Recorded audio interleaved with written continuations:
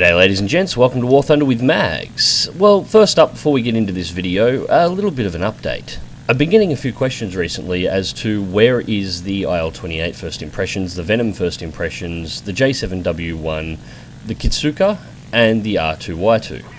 Well, the R2Y2 is quite simple. I don't have it unlocked yet. It's the last plane of the new patch that I have not managed to collect. The Venom is an interesting case. I can't actually do a first impressions on that anymore because it's well out of its 10 battles and it's actually nearly spaded, so I'm going to straight up review that once the spade is complete. The IL-28 is, well, it's a plane that I just haven't been in the mood to fly, and as for the J7W1 and the Kicker, this is every battle that I've ever had in these aircraft. Let's take a look at this. Time from my spawn-in till this point in the battle, all carriers destroyed, 1 minute and 37 seconds. Time till ticket bleed gone and the match is over, 2 minutes and 11 seconds. Although I do get a little smile out of it when this B-57 breaks its wings. So yes, if you would like to send personal thank yous to the people responsible for the Kicker video, or the Kitsuka video, and the J7W1 video not already being on the channel, please send them in packages between 20 and 30mm in size to every single B-57 and Canberra pilot you see in game. The fact is that I can't review the aircraft unless I can get it into combat before the match ends. So for today's video, we're taking a look at the P-80. For those of you who are unaware, this aircraft received a fairly significant flight model overhaul in patch 1.43. The review that I did on it, or the first impressions that I did on it in the past on the channel, as a result is now, well, it's obsolete. And it looks like somebody got a new HE-51 float plane and failed platooned it up into this battle. I'll just give him a pass by. I'm more interested in what's behind it at the moment. There's a HO-229 down there. You sneaky little bastard. It's lucky the Germans didn't see fit to equip that plane with anything more than airsoft guns, otherwise I may have been in a lot of trouble there. So just line myself up over the top of the HO-229, it's passed underneath, I'm just keeping a track on it at the moment, and oh, we got a second one. Just continue passing over the top. I want to make sure I've got a really good dive angle on this aircraft. Now he will turn in my direction and go for a head-on. That's the easiest way to defend yourself in the 229. However, you can safely head-on them, providing you approach from a slight angle, not directly in front.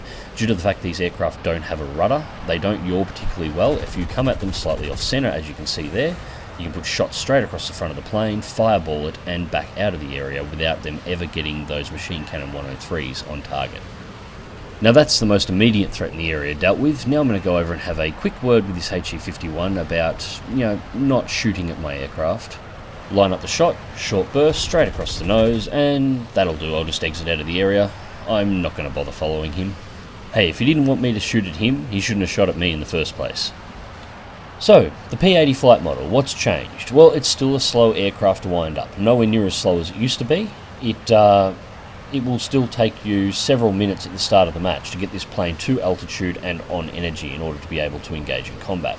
And I still don't recommend you go anywhere near the battle until you've got at least 10,000 plus feet underneath you and you're moving at least 400 kilometers an hour.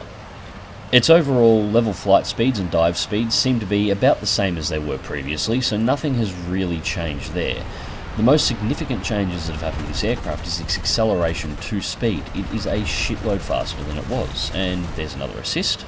Poor ME-410 just got bounced by 3 aircraft. It's not a wise idea to take an aircraft that's that slow and heavy into the vertical with high-speed fighters in the area. That was just a big mistake on his behalf.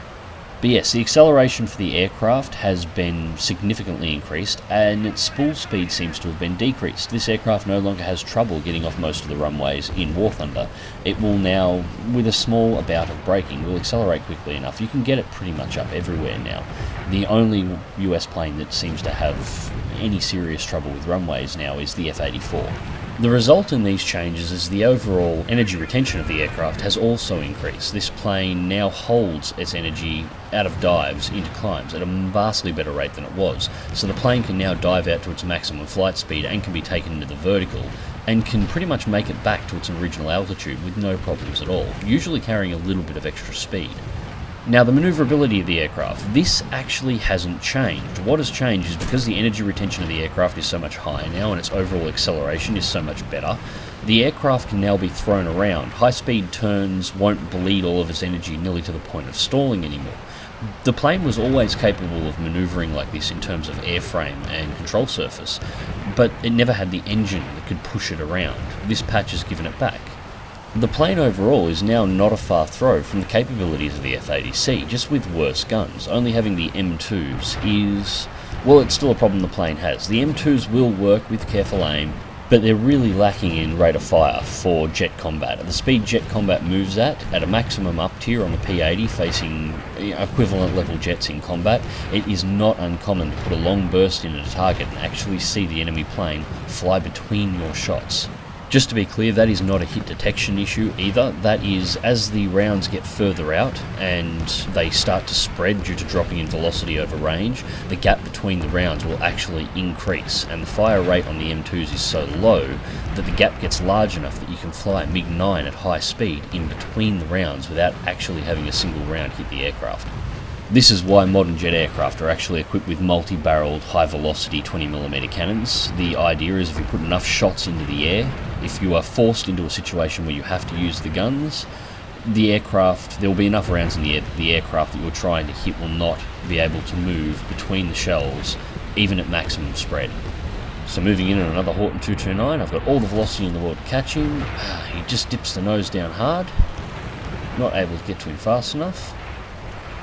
I've got all the speed in the world, so just take it straight into vertical, and you can see the energy retention change here.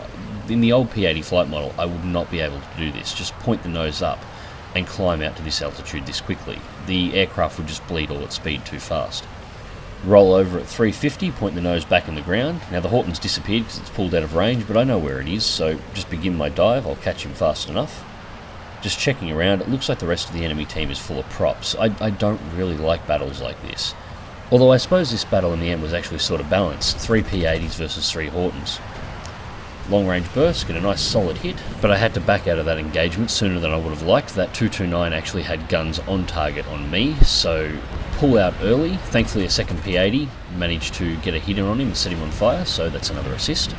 TA-152 trying to put shots in me from the rear, but at 818 he's not going to catch me. Start firing long range shots at this Tempest. I didn't actually realise it until I got much closer. He's actually got an engine out, but he was also in a position where he could have managed to glide to the base, so I'll finish him off.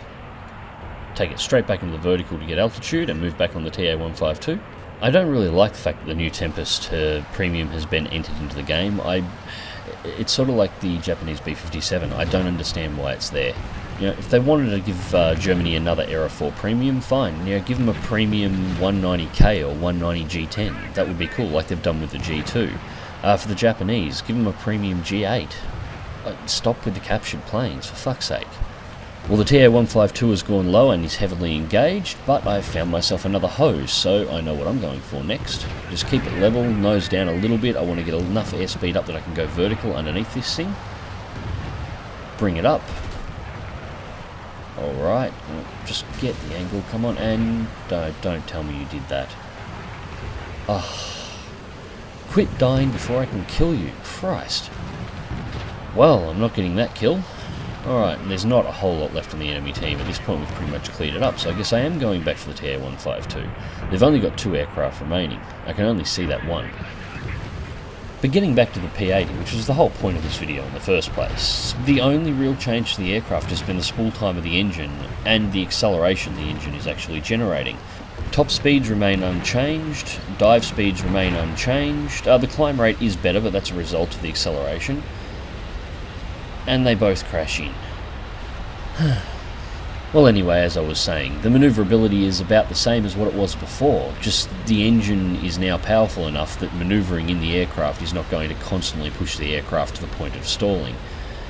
That's really all that's been adjusted with the plane, but the change overall is incredible. And that's the end of the match.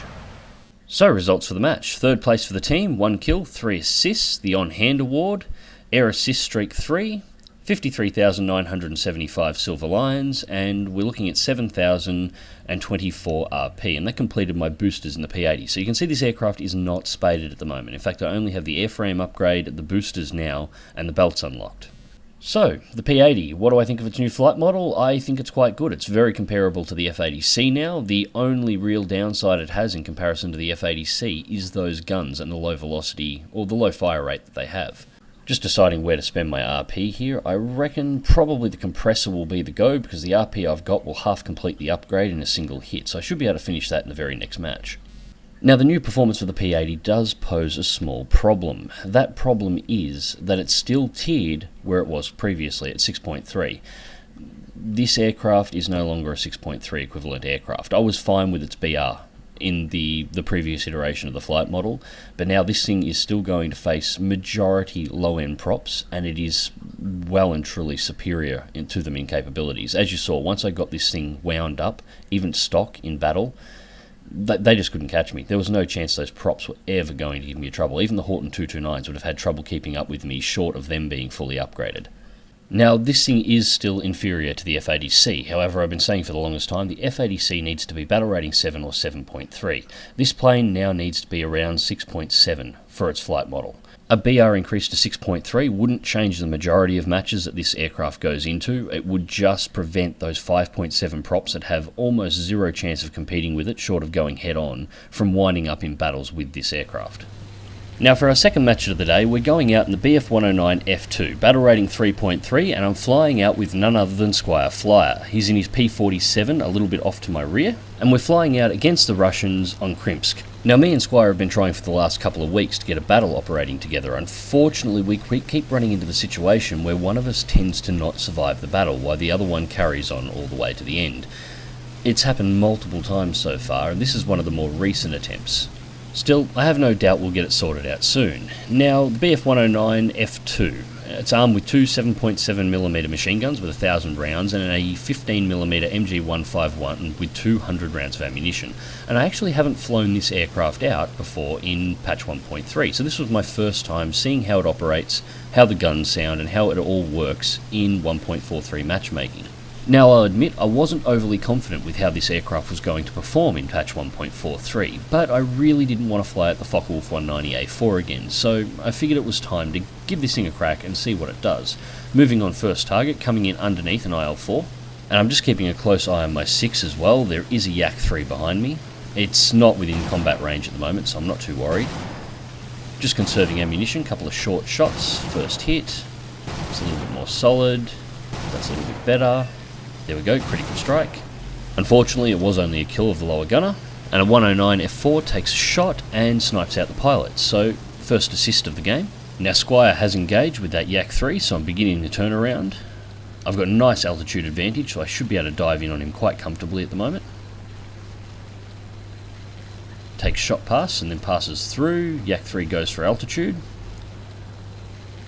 1.5 kilometers, closing fast. I've got all the speed, no need to wep at this point. Short burst, put a hit straight across its nose and then roll out. I don't want to be in front of that thing's guns. Water temperature is now in the amber, but luckily the F2 seems to be fairly easy to control in regards to engine temperature. It's back up over 500 kilometers an hour and it's already dropped back down. Yak-3 has inverted and gone back in reverse, so dropped back in on its tail. It has been in the dive for longer, however, so punch the wep and start trying to catch up to this thing. The Yak-3 inverts and rolls under, so I move to follow it through the manoeuvre.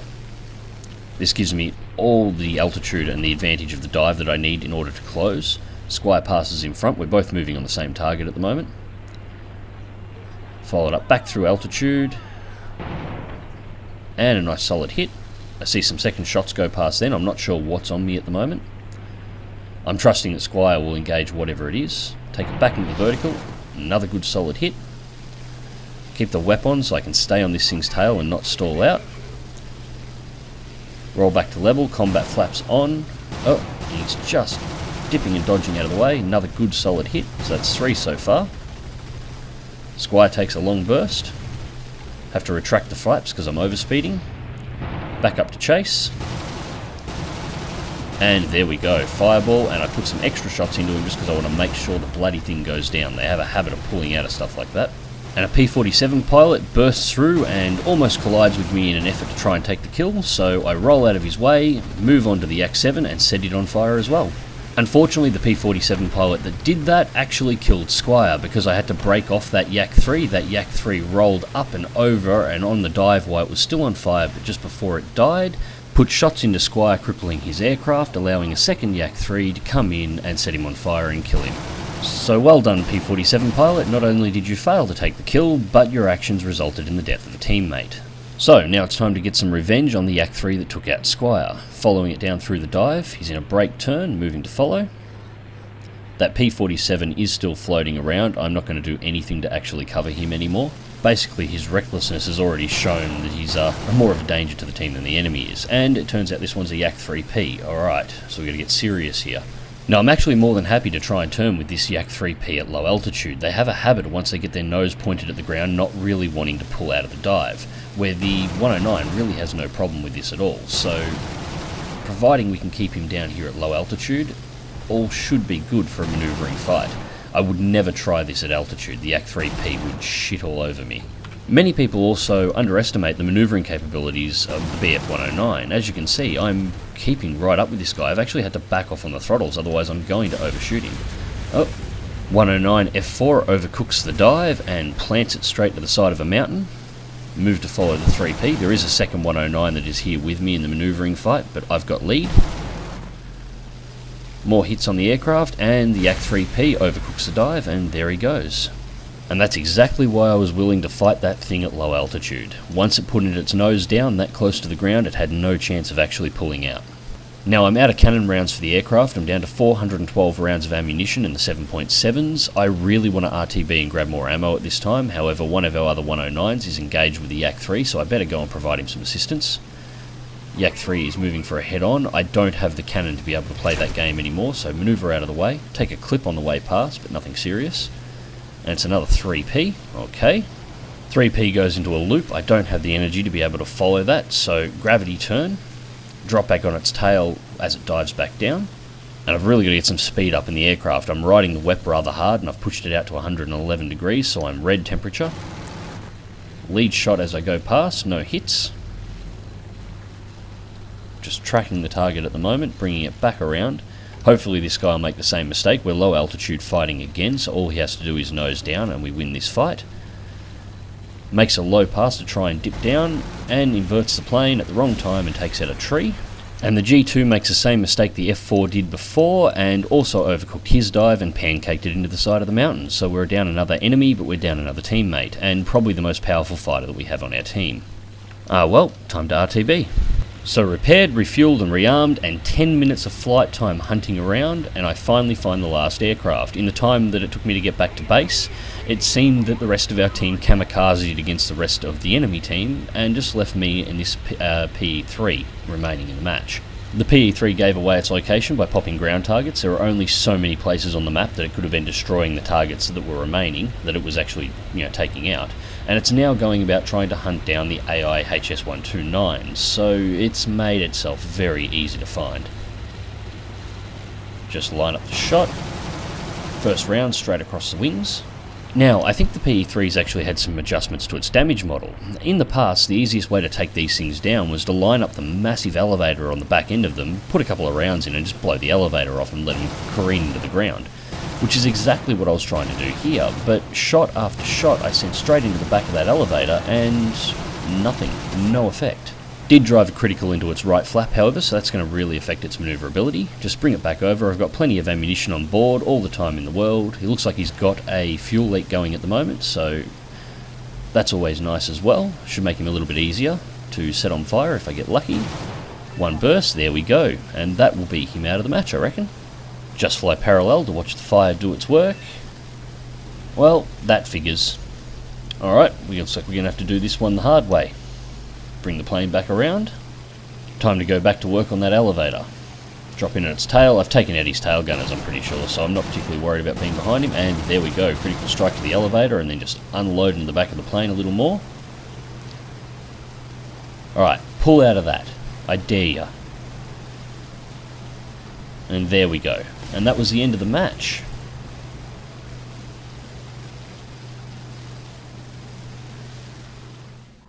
So, first place for the team with 4 kills and 1 assist. Multi-Strike X2, Fighter Rescuer, Ground Forces Rescuer, Shadow Streak X3, Wind Streak X2, Final Blow, Punisher, The Best Squad, Terror of the Sky, and on hand, 87,855 Silver Lions and 7,320 research points on a premium account on a double.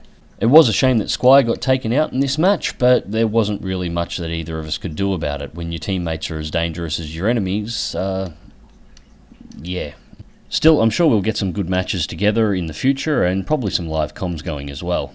As for the 109 F2, I was pretty impressed with its overall performance. The 15mm MG151 feels a lot like the old 50 caliber machine guns for the Americans, doing ridiculous amounts of damage in bursts and having a large amount of ammunition, allowing it a lot of endurance. You can take on a lot of aircraft before you run into a situation where you need to RTB. The velocity on it is also very, very, very good, so it's very easy to hit those targets and those high angle shots. I think a lot of people have been underestimating this aircraft, and, well, from a personal standpoint, I'll be looking forward to flying a lot in the future. Anyways, ladies and gents, until next time, click like if you do, subscribe if you want to see more, fly smart, fly safe, and I'll catch you in the skies.